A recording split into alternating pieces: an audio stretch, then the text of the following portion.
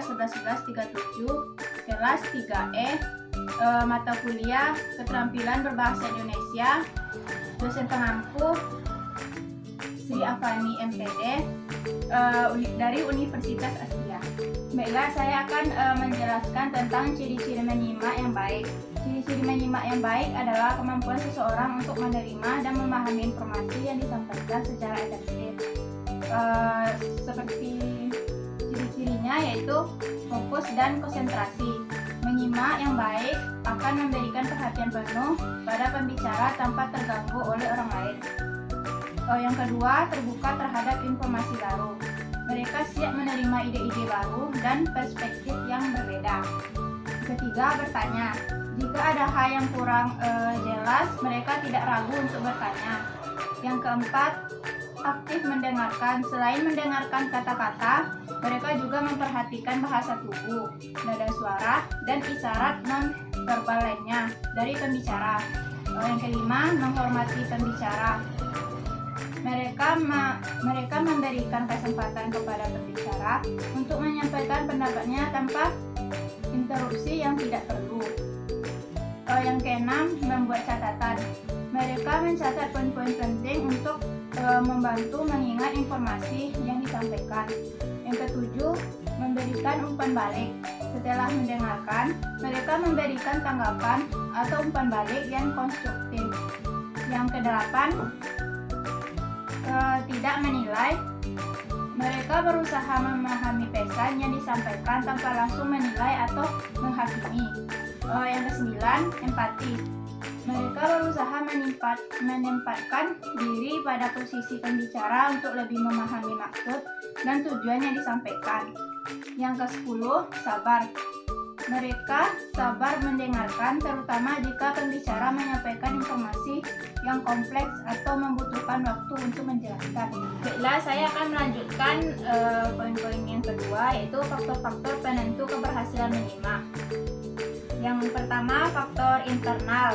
Itu konsentrasi, kemampuan fokus pada pembicaraan tanpa terganggu oleh hal lain yang sangat penting. Yang kedua, minat. Semakin tertarik pada topik, semakin mudah untuk berkonsentrasi dan memahami. Yang ketiga, motivasi. Tujuan yang jelas dalam menyimak, misalnya untuk mendapatkan informasi yang penting. Yang ketiga, pengalaman. Pengalaman sebelumnya dengan topik yang sama dapat membantu memahami lebih cepat. Yang keempat, keadaan fisik dan mental. Kondisi tubuh yang sehat dan pikiran yang tenang mendukung proses menyimak. Yang kelima, sikap terbuka. Bersedia menerima pendapat yang berbeda dan informasi baru. Yang faktor kedua itu faktor eksternal, seperti lingkungan, suasana yang tenang, pencahayaan yang baik, dan posisi duduk yang nyaman membantu berkonsentrasi. Yang kedua, pembicara. Kejelasan suara, bahasa tubuh, dan struktur penyampaian pembicara sangat mempengaruhi pemahaman. Yang ketiga, gangguan seperti suara bising, gerakan yang mengganggu, atau gangguan visual yang dapat menghambat proses menyimak. Selanjutnya, cara meningkatkan perilaku menyimak.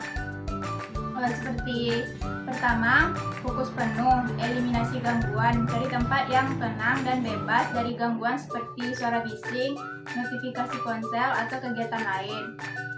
Kontak mata. Menjaga kontak mata dengan pembicara dapat membantu Anda lebih fokus pada pesan yang disampaikan. Posisi tubuh, duduk tegak dan hadapkan tubuh ke arah pembicara. Yang kedua, aktif mendengarkan. Ajukan pertanyaan. Jangan ragu untuk bertanya jika ada hal yang tidak jelas. Buat ringkasan. Cobalah untuk merangkum poin-poin penting. Umpan balik. Tunjukkan bahwa Anda sedang mendengarkan dengan memberikan tanggapan.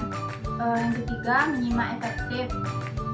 Bikin mind mapping atau visualisasikan informasi dengan membuat peta pikiran.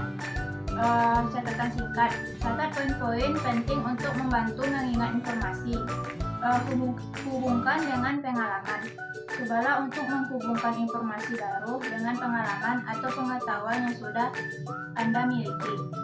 Yang keempat, latihan terus-menerus. Dengarkan podcast atau audiobook. Ini adalah cara yang baik untuk melatih kemampuan menyimak. Ikuti pertemuan atau seminar. Berpartisipasilah dalam kondisi kelompok atau berpresentasi dapat meningkatkan keterampilan menyimak Anda. Berlatih dengan teman.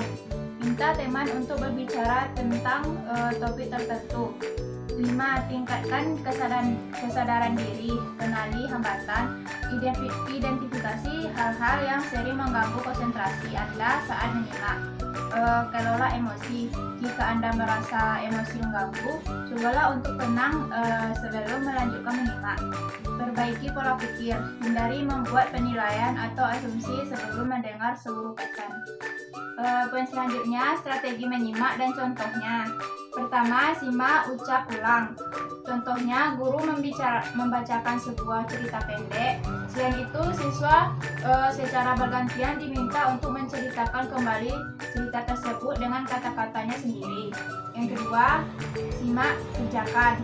Contohnya, guru memberikan instruksi untuk menggambarkan sesuai dengan deskripsi yang didengar. Misalnya, gambarlah sebuah rumah berwarna merah dengan atap biru dan jendela kuning.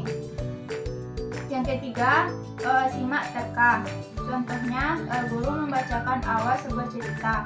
Siswa diminta untuk menebak bagaimana akhir cerita tersebut. Yang kelima, simak tulis. Contohnya, guru membacakan daftar belanja. Siswa diminta untuk menuliskan daftar belanja tersebut. Yang keenam, bisik berantai. Contohnya, guru membisikkan sebuah kalimat kepada siswa pertama. Siswa pertama kemudian membisikkan kalimat tersebut kepada siswa kedua dan seterusnya hingga sampai ke siswa terakhir. Kemudian siswa terakhir mengucapkan kalimat tersebut dengan keras. Yang keenam, identifikasi kalimat topik. Contohnya, guru membacakan paragraf. Siswa diminta untuk menyebutkan kalimat yang menjadi inti atau topik utama paragraf tersebut. Yang ketujuh, identifikasi kata kunci. Contohnya, guru membacakan sebuah cerita pendek. Siswa diminta untuk menuliskan kata-kata kunci yang berkaitan dengan tema cerita. Yang kedelapan, menjawab pertanyaan. Contohnya, setelah mendengarkan sebuah cerita, guru mengajukan pertanyaan-pertanyaan tentang isi cerita tersebut. Yang kesembilan, menyelesaikan cerita. Contohnya, guru membacakan potongan-potongan cerita secara acak. Siswa diminta untuk menyusun potongan-potongan tersebut menjadi sebuah cerita yang utuh. Yang ke-10, merangkum. Contohnya, setelah mendengarkan sebuah penjelasan materi, siswa diminta untuk merangkum materi tersebut dalam beberapa kalimat. Yang terakhir, parafrase. Contohnya, guru membacakan sebuah kalimat. Siswa diminta untuk menyampaikan kalimat tersebut dengan arti yang sama, tetapi menggunakan kata-kata yang berbeda. Sekian materi dari saya. Kurang lebihnya saya mohon maaf. Assalamualaikum warahmatullahi wabarakatuh.